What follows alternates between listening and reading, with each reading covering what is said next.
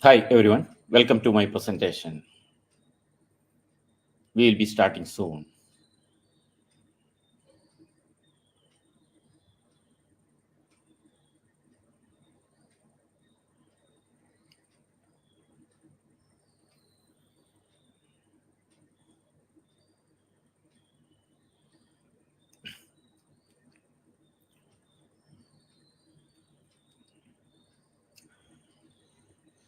Hi everyone, welcome back. Thank you for my thank you for attending my presentation again. Today we are talking about session 4 of how do we interview users and bring their ideas to the UX design table. In session 4, we are talking about strategies for analysis.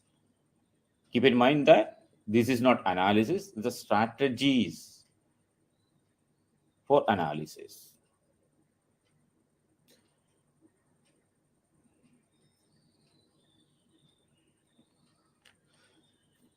How to analyze UI designs based on UX research? That's a question in front of us. As I said earlier, UX research will measure your UI designs. After collecting this data, how to analyze UI designs based on UX research? Strategies for analyzing global UX research data. That is one of the challenges everyone is having. When we do research, UX research globally in multi-country, multicultural, how do we analyze? So being a UI designer, you can go to a location and conduct 5 or 10 interviews and you can analyze. That's not a very complex things because you are asking the questions, you are collecting the data, you are analyzing. That is very simple. You can get information against your designs. But think about you are going to do a big project which span over multi countries, multi cultures. Then how to analyze? Okay, so as of now, we have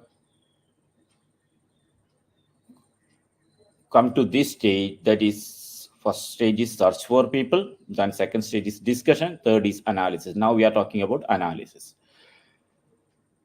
In the context of depth interviews, we we went through the session 1, that is organizing and interviewing. In that we discussed about environment for interviews, interviewing channels, number of interviews needed, selecting and scheduling participants, duration of interviews, interview guidelines, and interviewing. Then in session 2 we came across a case study, music lovers. Then in section 3 we we discussed about data management, that is language and translation, note taking, transcription, audio video recording and streaming, legal formalities. Now we are in session 4, strategies for analysis.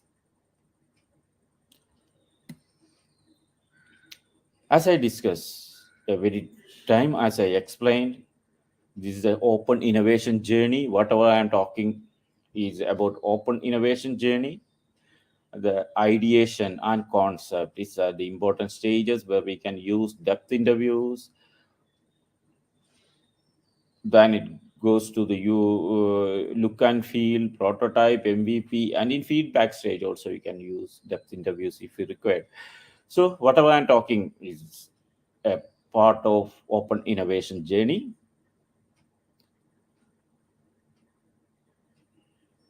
You can go through our UX Living Lab newsletter if you need more content on UX research and UI designs.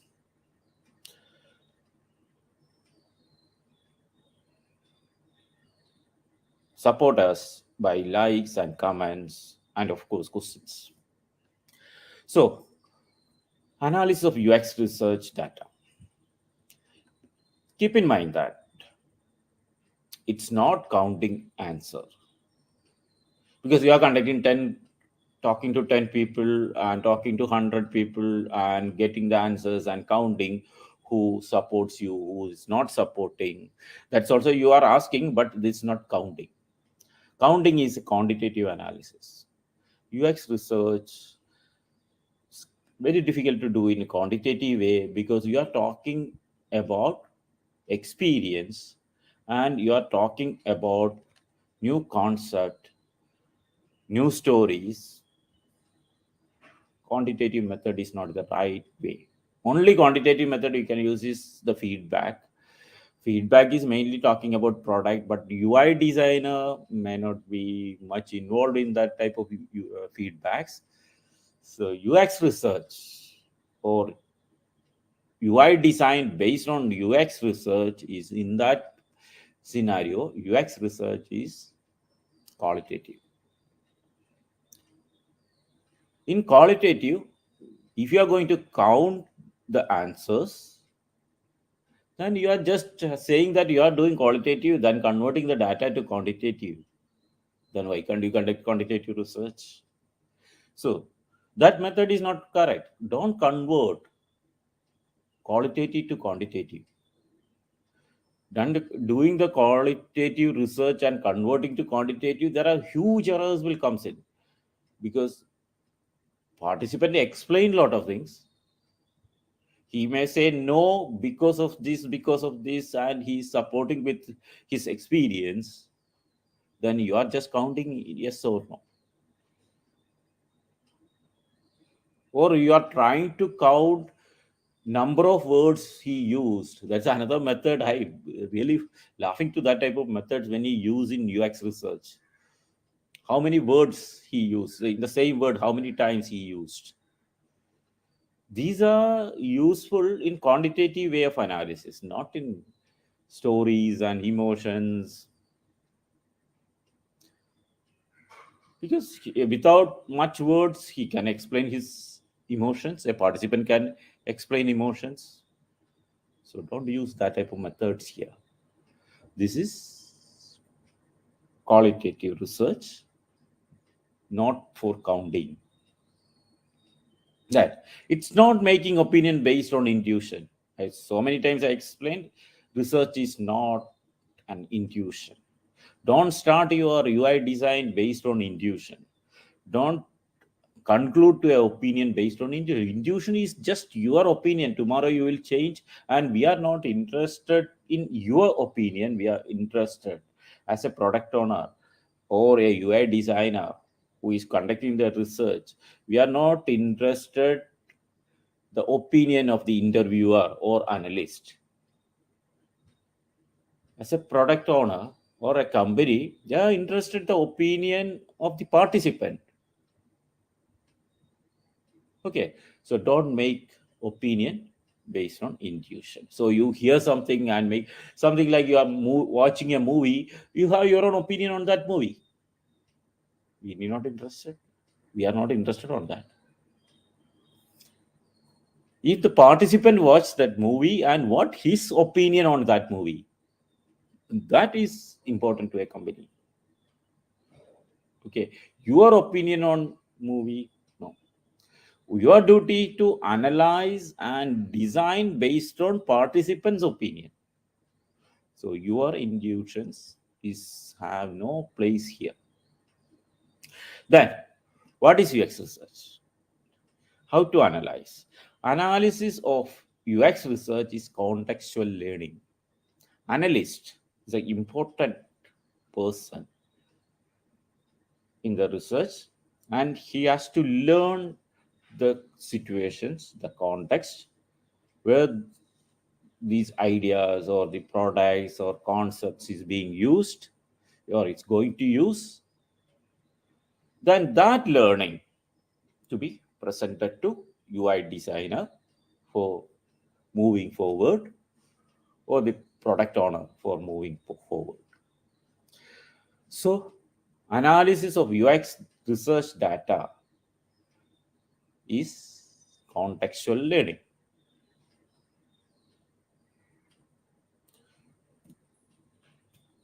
Then come to how this is happening. One of the common mistakes I always face from the analyst. Now we are talking about analyst always. Okay. Because UI designer engaged an analyst or UI designer engaged a research team to do the research. Because we are talking about a global research, a UI designer can't do. UI designer have no expertise to do that. And as a human, he can't do. So he engaged, UI designer engaged a research team, maybe the internal team or maybe the outside agency for doing the research. So actually what is happening here in the normal practice? Again, I am saying that this is not a classroom presentation. This is not advertising presentation. This is a practitioner's presentation. So we talk about what is happening in day-to-day research based on experience. I'm not interested to teach you any formula. I'm not interested to teach you any big theorem in the psychology. Okay. But we'll be discussing all these matters because theory is the background of any practice. So we should follow theory, but our approach to the presentation, our approach to the topic is from a practitioner's point of view. So look into this illustration. Participants' contribution. So participant contributes a lot of tons of data. He'll give stories, he'll give his opinion, he'll give his positive things, negative things, lot of things, emotions, lot of things the participant will contribute to the interviewer when we show something. It's not a quantitative, participant will express his own ideas, his own views, its own way of thinking, experience, lot of things. But when the research team collect the data, any research team will collect the data, there is some data loss will be there. It's not a technical loss. The loss is happening due to the understanding methods of human mind. This information captured, it will filter, it will reduce to a lowest level. So that's why some data will be wiped out and only some part will be come to the information of the research team. Then when research team, that's a field team I'm talking about, then when field team handed over to analyst, because analyst again he can't understand all the interviews happening in different part of the world and multi cities and in multi languages, so he can't understand, so he's depending on research team of that region. Then when analysts analyze from this information, again there is a loss of data. That's a report after analysis. So whatever may be the huge information a respondent contributed to the project, maybe less than 50% is coming to the design room. This is the biggest challenge of the research. You may be conducting beautiful interviews, great research materials, great guidelines, beautiful interviews, but look into the report. It's just summarized to something. Just give some opinion of the analyst, because he's something like I always compare with this. You think about an analyst is watching a movie and making an opinion. That's happening in research in most of the cases. I know a lot of research report is happened to reduce to that level. So the entire effort behind, think about, we are talking about conducting research in 50 cities all over the world. You take huge effort to prepare the guidelines according to the culture, according to their language, and spend a lot of money. At the end, give an opinion. Think about a movie. Think about a movie which uh, the scenes are connected all over the world, because some part of the movie in Mauritius, another part of the movie in New York, another part of the movie in London. That's a so huge effort behind a big movie. Then a viewer is just watching the movie and say that is nothing. So that's just some music and a romantic story. That's all. Think about that situation. That is happening in most of the research. Otherwise, look into your research. If you are a analyst or if you are a product owner, look to the reports you have from the research team. What is happening? And watch the original interview and look to the report. Actually, why this is happening? That is one of the important things we have to keep in mind while designing the strategies. How to avoid data loss. Okay, why this is happening? Think about a small project, as I mentioned here. Small project limited to one location. You are a UI designer, you are talking to 10 people, and you are collecting the information, you are asking questions, so everything is done by you. So you are selecting people. That's what segmentation you have done by. Then you have profile of the person you have. Then you recorded the video and audio of the interview. Then you collected some material. These are the main information or in will be collected in almost all interviews, all UX interviews. Segmentation information is already have because of screening. Then profile you already have while selecting the person or discussing with the person. You know what is the profile of the person. Then you will be recording the original video what you are discussing. Then some materials, maybe you are showing some materials and getting their feedback or something like that. Some materials will be collected, or some collage, or uh, some tangible things you will be collecting during the interview. These are the information that when you look into the small interviews. Then based on this information, analyst, again you are the analyst is concluding. Still there is a loss of data, but it's very negligible because you already watched the interview very closely.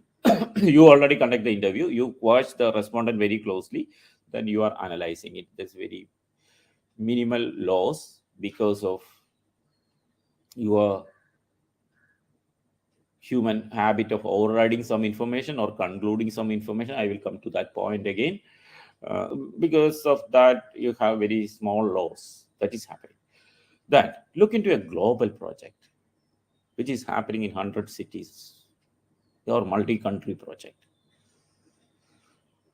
10 interviews in Shanghai, 10 interviews in London, 10 interviews in Paris, and 10 interviews in Delhi, 10 interviews in Tokyo, 10 interviews in Sao Paulo. Think it's a different language.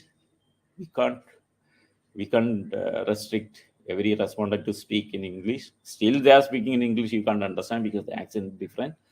So again, you can't go to all these places and conduct the interviews. So you have to engage a professional moderator to the interview.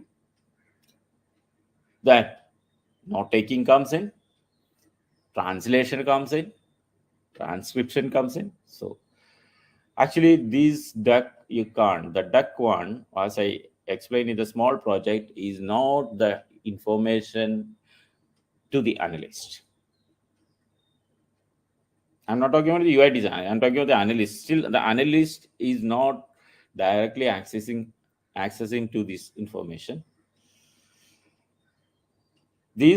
Duck one is converted to notes. Then interviewer debriefing, because moderator or interviewer is in discussing with the participant. After the discussion, the interviewer debriefing or explain the things to the analyst. Again, there is a version difference from being a human being. Then original audio is transcribed, the one of the input. So from the original audio, you can transcribe to the native language, then translate, or the translate translator audio to be transcribed. So anyway, the transcription you can prepare in the original language and translated language, but most of the research people will prepare only the translated language. But because there is no purpose of preparing native language transcripts. Anyway, you can't understand that language, then why should we do that? Okay, this is the second level duck. Actually, first level duck is connected to second level duck, then come to analyst. So what is happening? There is one more data loss is happening. When we convert duck 1 to duck 2, there is a data loss. Then duck 2 to analyst, there is a data loss. There's a 2 data loss happening.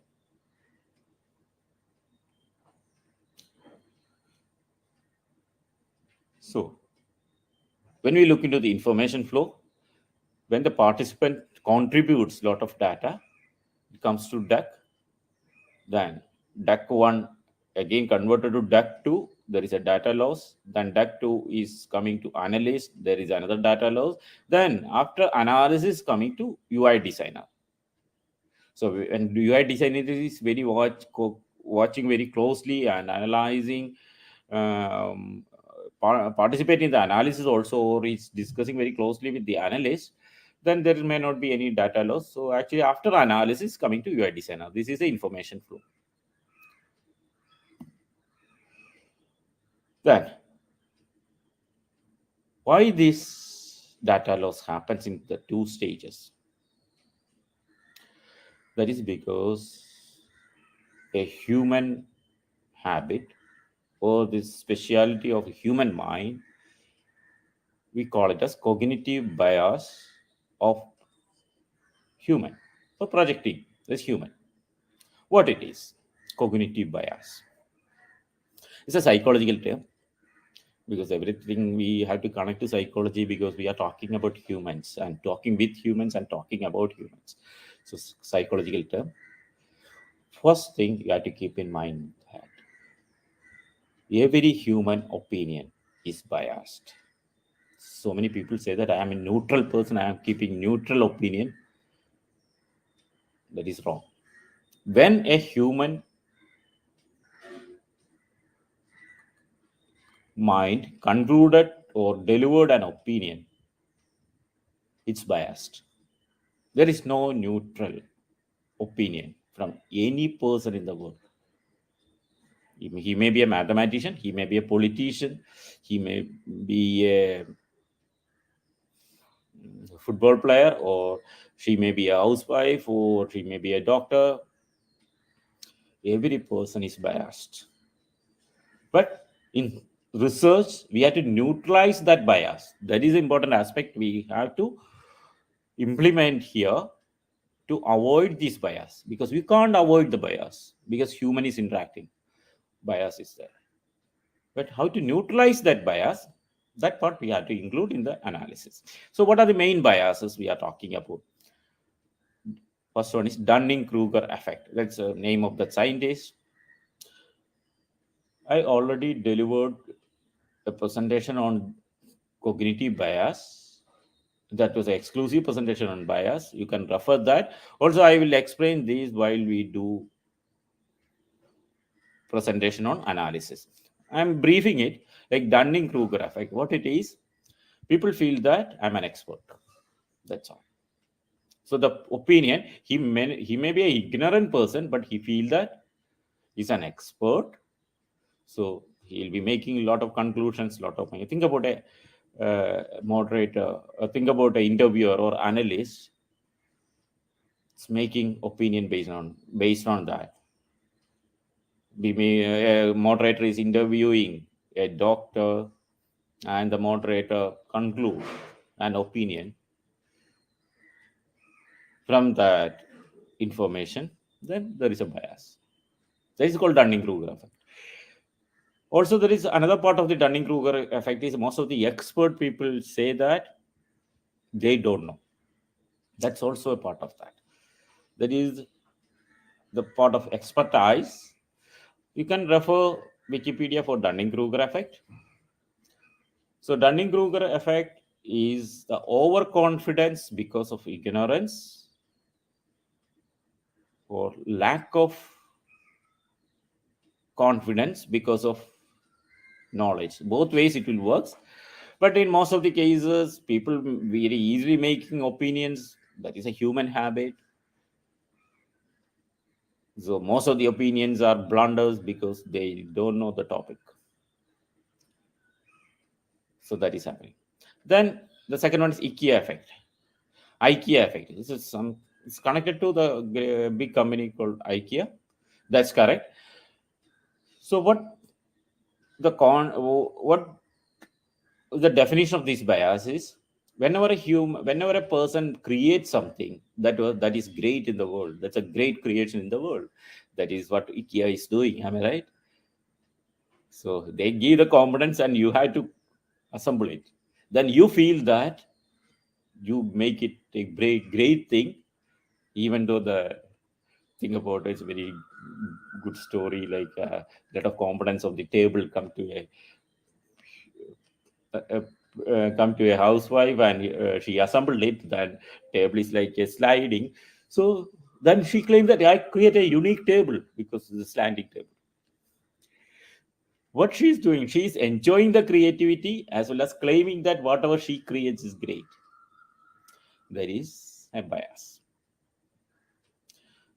Most of the people have this bias. When an analyst analyze a data, he always claims that whatever he analyzes is a great thing. It's a perfect than any analyst in the world. That's called IKEA effect of bias. Then confirmation bias. So think about, there are a lot of questions comes to that, and what analysts do. Analysts will try to answer that questions. At that time, what analysts do? Analysts look into a data which will support his opinion. That is very dangerous things. Most of the report we noticed, there may be one story in negative and three stories positive, and analysts have an opinion that this is a wrong idea, bad idea. Then analysts will give more prominence to that one story, highlight one story in the negative aspects, and saying that okay, this is not a good idea, look into this story.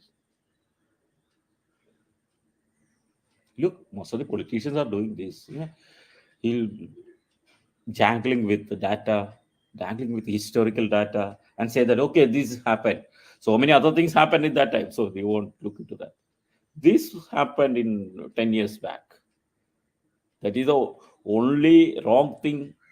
Even after doing the 99 good things, still the opposition politicians say that this happened.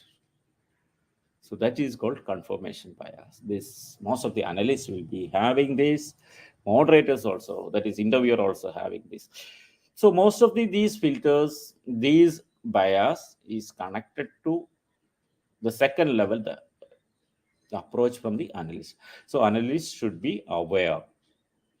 Even you are a UI designer and you are going to analyze, you should analyze the data keeping in mind that you have bias.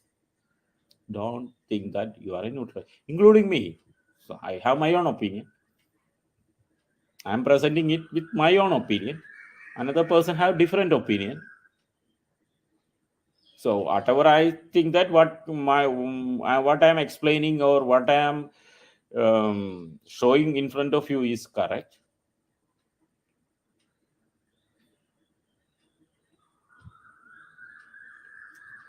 But because of some knowledge, I feel that okay, you have your opinion. But if my knowledge level is very less, I say that this is the exact, this is the correct way of moving. This is the only way to move. You have to follow me. So I won't say that, because I know that there are a lot of other ways also. But think about in my presentation, you can see some IKEA effect, because what I will explain that okay, this is the good way than the other way. And I always look into present the data in such a way to support my presentation or support my opinion. So we can't, as a human, we can't step away from this. There are 180 prominent biases, but these three biases are very important in UX research. Think about, you are designing from intuition. You show a screen or interface to your project owner. What do you say? This is a great one. You have to follow this design.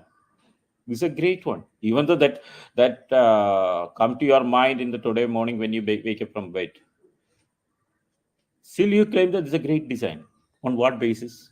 I know that because I'm an expert. I know that this is a great design. Look to my expertise. So that is Dunning-Kruger effect.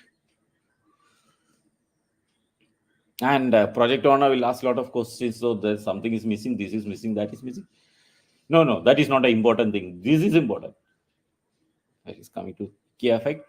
That still the project owner is not convinced. Then what is, look into this example. That look into that chat.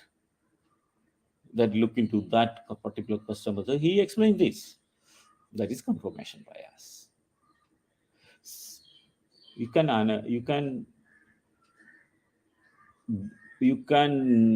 look into these type of bias in everyday life from any person. So this is the biggest problem of data loss. Okay, coming to next point, the learning funnel. So now I already explained about the deck of data, then learning funnel. So you should have a learning funnel for analysts, because as I said, this is a contextual learning.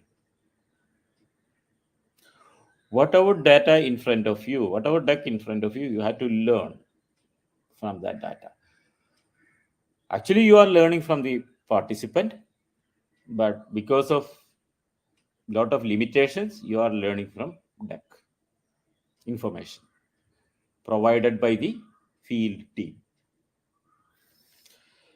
Okay, what you have to do first? You already have personas. It's already designed while you design the research project. Otherwise, you talk to project owner. There are personas already designed. How to design this persona? In the previous steps, we explained the first session one, we explained how to design these personas.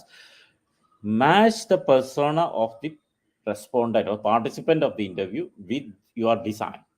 That's the first thing you have to do. So when you take one respondent, go through their profile, go through the screener information, and finalize in which persona this participant belongs to.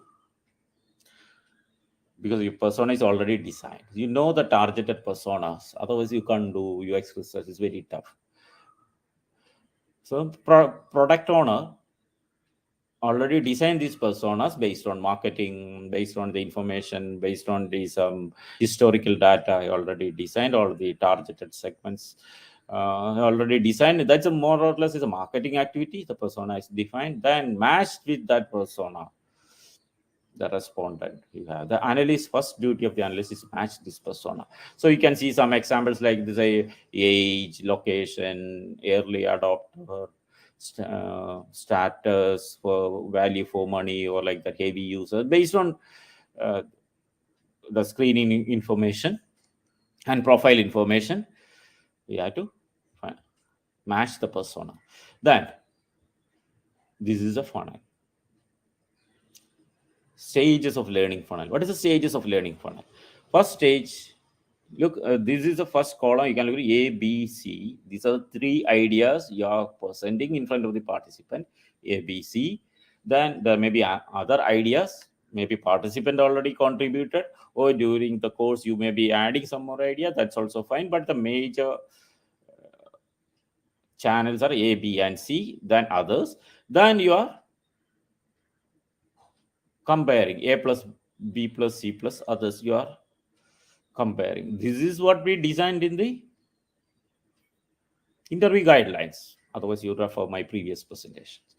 So I'm continuing with that. I'm not saying that this is entirely different. So I'm continuing with that percentage, that flow. So we already discussed about how to design the guidelines. Based on that guidelines, the A, B, C, there are 3 designs you are going to test, because 3 ideas you are going to test with the participant, then others, and combine. So what is the first step? When you show design A, how participant reacts? Participant may be remembering something, re- reading that design, or hearing from the interviewer, or seeing a lot of things. Participant have the feeling. So what the participant is having in her mind, that is the first step. First learning you have. Look into the participant face. You have a video, because you are not looking to that the actual, but you have the entire video. So face is very important. If you are conduct the research over a phone, UX research, the best way you, when you conduct UX research, you should have a video recording from face as well as stimulus. That's a multi-camera recording is required. Look to her, the face of the participant, because the participant just express on her face. It's not good. Participant may not speak anything, just show the feeling on her face. So you have to read, you have to understand from these factors. Participant can express, react in different ways. Then what is the next stage? Understanding by the participant. Then what the participant understood from the design A. When moderator or interviewer asks questions, participant react to that questions. You have the transcripts or original videos to refer, or notes also there you have to refer. What is understanding by the participant? Then third stage is applying in a context by participant. That's also we discussed about the 5 whys in the guideline design. So participant will apply this design in her life context. She will be explaining her experience. So that is that part we are talking about. Applying in a context, or let her apply in a context with a perspectives or the projective techniques. You can invite participant to apply in a context.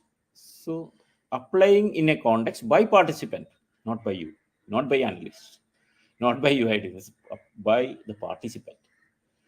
Okay, then analyzing the outcome by participant. So what happened as a result in that context when a participant used a microwave in her kitchen 5 years back? When a guest come to her home, what was the result? Okay. So analyzing the outcome by participant, evaluating that. The participant has to evaluate it. Oh, that was not a good experience. The participant already evaluating that experience. So evaluating outcome and process by the participant. Then participant may suggest a new thing, also giving an innovative idea to you, or inventing something, or achieve, or how they can come out, or how the participant solve that situation. So when you show design A, what is the understanding? What the feeling, quick thoughts, then understanding by participant, then applying what context this design is applied, and how the participant analyze the outcome from that context by applying design A. Then our evaluating outcome and process. So what was the entire process, what participant evaluated, then suggestions by the participant. These are the stages of learning funnel. So as an analyst, you have to learn these step by step from the participant for design A. Then same exercise for design B, same exercise for design C, same for any other idea we are discussed in that particular interview. Then combine. In combined also you can do the same exercise, because participant comparing these designs, and that's why I said you have to apply 5 Ys in the combined form also, so you will get good information or stages for the learning funnel. So you have to set that learning funnel. So I'm sharing the learning from what we are using from based on our experience. This is based on a lot of psychological principles of learning, but you can use your own learning funnel. Anyway, you have to follow some theories to go through or apply the learning funnels, because it's a psychological aspect, a learning process. Then set the stages. Then that model should be applied in participant 1, then participant 2, 3, 4. Like that you have to learn. Don't look into the summary report is just for a support for your learning. If you are writing the report, summary report given by the moderator, debriefing by the moderator, or note taken by the note taker, everything is a support for your analysis. Don't just look into the notes and conclude. No. Don't look into the debriefing of the moderator and conclude. No. Because I always say the interviewer is not an expert. Interviewer is having expertise on conducting the interviews, how to talk, how to prompt, how to conduct the interview in a proper way without guiding the respondent or collecting all the information by prompting. This is the expertise of moderator. If moderator is an analyst, I am 100% sure that as an analyst you can't do interview. Interview is a different expertise, and analysis is a different expertise. If you are going to analyze during the interview, you can't interview.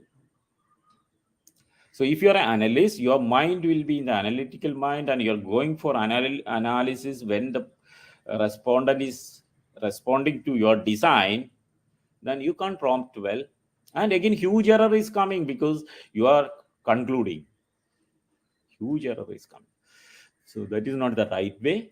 That these methods are applicable only if you are doing a small designs. Maybe a small client with a one shop, and I need a mobile front end or website for his small corner shop. That way, think about a multinational company is doing research in under multi-city locations. So these not the right way. So do the professional methods. So interviewer have expertise on interviewing, analysts have expertise on analyzing. So don't look into the debriefing and just conclude. Or don't, most of the research in qualitative research, people engage moderator to write the report. Actually, moderator can write only summary report, summarizing what happened in a particular interview. That's all, not beyond. Because think about 100 cities, you are using 100 moderators, 100 interviewers. Then the 100 the report will look one against another. Yeah. People will be using different format, different way of approach. Every person is having different conclusions. So that's not a job of interview. Interviewer will debrief to you. That's enough. So that is, as Eagle said, notes. Notes is already there. Debriefing is in front of you. Then transcript. Okay. Based on that, you have to learn. Then the learning funnel, you got the context. Here also you have to match context between the participant and the initial project design. In the initial project design also you have a lot of context, because while designing the product or while designing the idea 1 or idea 2, the team already designed context. I'll give a lot of examples like that. So you have to match with that context. Like when you the way you match with persona, the another matching is happening. Context, with a designed context as well as the context happened or contributed or shared by the participant. Try to make a consensus between the context. Sometimes there is a new context is coming, but these things you have to keep in mind when you reframe guidelines after the interview. That already we discussed. After first interview you have to reframe the second interview. After second interview you have to reframe the third interview. This is the reason I explained that some people say that why we need to change the guidelines, why we add these after first interview. So this is the problem. There may be some new context you will get. You have to learn about that context. So you have to match these contexts. So there are a lot of designed contexts. Some design contexts already explained, already discussed during the interview, but there are some other contexts. So make a list of contexts. Then what you have to learn from participant with this learning funnel and the ideas, you have to learn, as I said, there are quick responses, stories, positive thoughts, negative thoughts, ideas, walkthroughs. This is formulated from a great model from 6 thinking hats. It's a great model proposed by a scientist. It's called 6 thinking hats. Okay. Sometimes I just changed, but actually meaning is almost same. Quick responses, stories, negative thoughts, positive thoughts, ideas, and walkthroughs. You have to learn all these 6 factors for each idea in each stage. I presented it in a common way because it's you have to understand what it is, but actually it's not a common understanding. You have to do it in idea A stage 1, idea A stage 2, idea A stage 3, idea A stage 4, like that for all ideas. Look to that. That is a way of learning. Okay. Then come to the segment. Because now, till now, you learned about each participant. So maybe you conducted 10 interview in a city, then 100 cities. There is 1,000 interviews you have. Each interview you had to learn. From each interview, you have to learn using the learning funnel and ideas, using the information deck. Okay. Then you going to segment. We already talked about segmentation earlier with the grouping. So what are the segments you have? Geographical segment, because you are conducting in multi-city. Each city you have, or you can go to the country, that is country-wise data you have. Then demographical, that's age or income. A lot of demographic factors we already discussed. Psychographic factors, behavior factors, then usage factors. These are the segmentations. Based on these segmentation, you selected participant. Your screener works. The selection process works based on this segmentation that we already discussed in this session 1. Then you have context. Now you have a list of context. This is an example of context. Something that you are doing something in automobile research, parking, baby on board, city drive. Think about design A. Whether if they think that the context is the baby on board, how this idea works. So what are the problem if you use this idea? Think that you are asking to the participant, think that there's a baby on board. This is the context. Okay, like that you have to take each context. Take idea A, then take each context. The participant you already learned. You should keep that information in a spreadsheet or some way you have to keep that learning information. Then participant 1 and 2, like in a city wise, you join that information. You combine that information. Combining of information, I will talk later while doing the analysis, but now this is a strategy. So combine that information in city wise. Same way, you have to combine demographically. That is, you already group based on income or age. Then again, you have to combine, because you need not learn again here, because you already learned about each participant. Then you have a learning, what we call learnings. You have the learnings,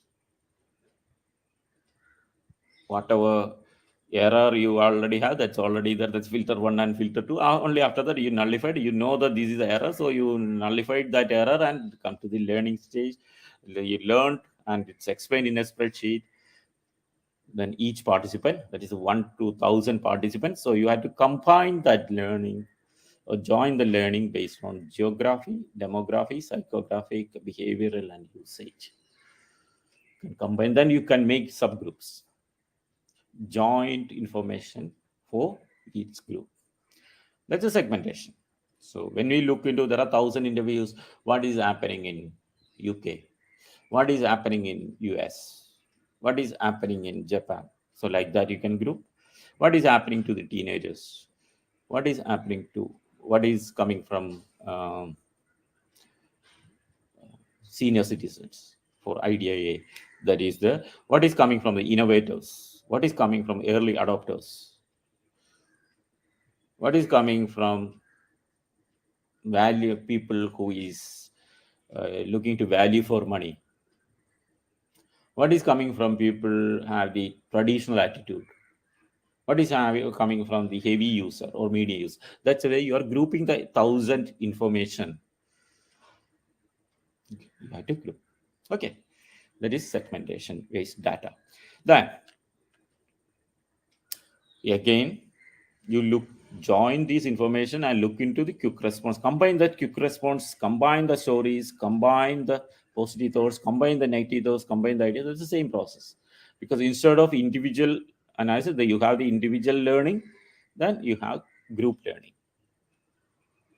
That groups you can formulate based on segment. That's very simple. I'm talking about, you have the individual learning, then you are preparing the group learning. Okay, so segment view on each idea in each stage of the learning funnel prepared by analyst. So as an analyst, you have to prepare, not by moderator. Okay, then so you have segment wise learning, then can divide or match with persona wise learning, persona wise group of segments. But in each segment you have personas, because the your persona is a final connection you have, because your product is targeted to these personas. Or you have to add one more persona or remove the persona, that's also you will get from this analysis. So you already matching the persona with, already matched the persona with participant persona and the design persona. Now you have a matched persona.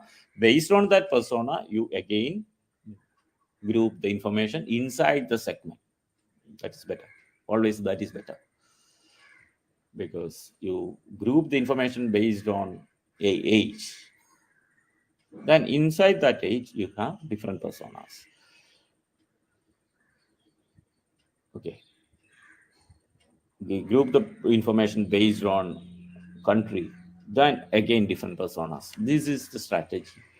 Best strategies like that. Persona. So segment wise, persona wise. Okay. Then strategies are almost fixed for grouping. Then what is analysis, or what is a strategy for analysis?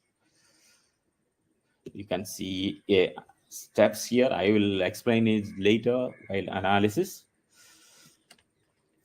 What is a strategy for analysis? You have to keep that persona, because you already reached the persona. Independent, then segment, then persona wise. So you have to keep the persona at the center, because it's a user-centric approach. Am I right? So you have to keep the persona at the center. Really, once sometimes we do the offline talks, I really look into the face of each person Such a huge things we have to do. Otherwise, just take the moderator notes and to give the report. That's a one-day job. No, the entire effort you have done, the entire effort by the company, time, money, entire effort, everything will be a waste if you do that. Do it properly, because most of the errors happened in qualitative research is from analysts. This type of errors won't come in quantitative, because in quantitative, what is happening, you are counting the data and you are analyzing by using a lot of statistical methods. So there's a preset statistical methods are there are doing. So this error won't come, because in quantitative methods you do the analysis, first level analysis, percentage analysis. If you limit to percentage analysis, that error will come. But after percentage analysis, you will be doing the normality testing. Then if the normality is okay, then you go for inferential statistics. In inferential statistics, you'll do the correlation regression testing, then prepare the regression models. Then regression models will be moving, that is auto regression model ARIMA testing. Then regression model is moving based on time. There's a time series is prepared based on the time. Then again patterns are prepared, then patterns are moving with the time. So there's a set process, because that is quantitatively you can measure. That's a tangible data you are seeing. That's quantitative data, so it's very easy to set to that level. Here, qualitative research, you are not counting, you are not supposed to count, because it's a qualitative research. You are learning, so everyone have their own learning ways. That's a problem. Think about 10 students, how they learn same topic. The 10 students will learn in a different way. Some people will read first, then again read in detail. Some people will read step by step detail. Okay, they have their own learning ways to show to the output. But in a corporate, in the professional way, there should be a learning process. Most of the teachers will know how to learn, or they will guide the students. This is the way to learn, this is the way to take the revisions, this is the way that is happening. So like that, here also we have to set a learning funnel. Then only you can give a conclusion, give a proper answer to the question from the product team. So the persona you set, the persona is an important thing for the product team. Persona is an important thing for marketing. Persona is a targeted area for the product, because product design is going on by the product owner. You are a UI designer and you are engaging an analyst to do that. So analyst should give based on persona. So keep the persona at the center. Then you can see all the segmentation at the side, the usage wise, psychographic, demographic, geographic, I already explained. Then in the geographic, you can again subgroup. Okay. So what step you have to follow? Take idea one, that's A. Idea A. Then do it for all personas. Then take each persona, different context, then segment. So look into that. If you have 3 ideas, you have 6 personas. Take idea A, persona 1. Then you have 100 contexts. Take first context. Then take these 5 segments and look to the learned information you have in that learned deck. You may be providing another deck of information after learning. Look into that. This is the way you have to strategize your analysis. More specifically, when you look into this, think about you have A, B, C, then others, A, B, C plus. These are the ideas. Then persona 1, persona 2, you already concluded to that.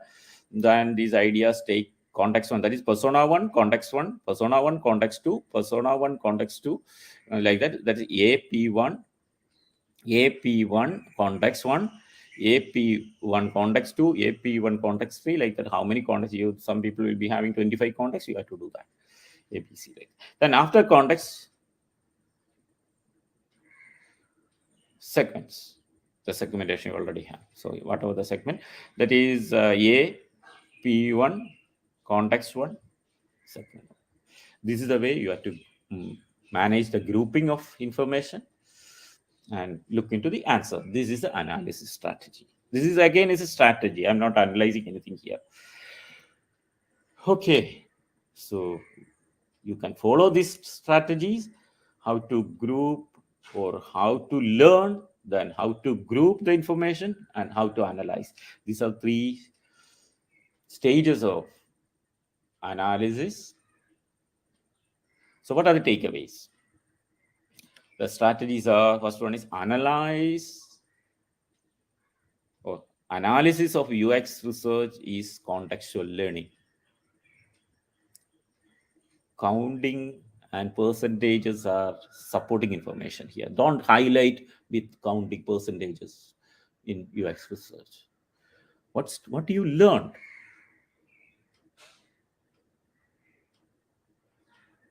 From participant. That's what you have to show. So analysis of UX research is contextual learning. Aware of data loss during the process, I already explained. Then take steps to neutralize cognitive bias of research team. These things I will explain in the next sessions how to do that, because we are setting the strategies, how to analyze. The analysis will be explained in next sessions. Then grouping, develop the learning funnel, match persona between product design and UX research, match context between project design and participant, learn participants' view on each idea in each stage of the learning funnel, learn the segment's view on each idea on each stage of the learning funnel, group information persona wise. Then analysis, idea, then persona wise, context wise, and segment wise. These are the strategies. I hope these strategies are clear to you. You can look into your strategy. What's the present strategy you have for the analysis? You look into that and do it. You have just an intuition based strategy. Today itself, you have to scrap it and do some strategies, prepare some strategies. Intuition based strategies is not the right way. Okay. I'm done. Thank you for watching. Have questions? Please ask questions in the comment box. I will answer it now or answer it later. Also, you are free to share this presentation to your team. Waiting for questions.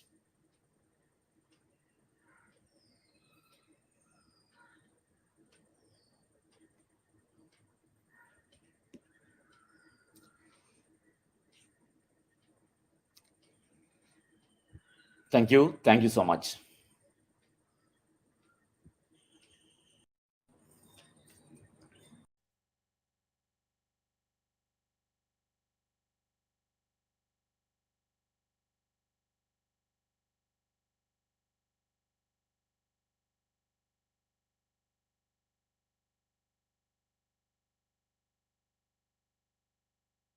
Thank you. Thank you so much.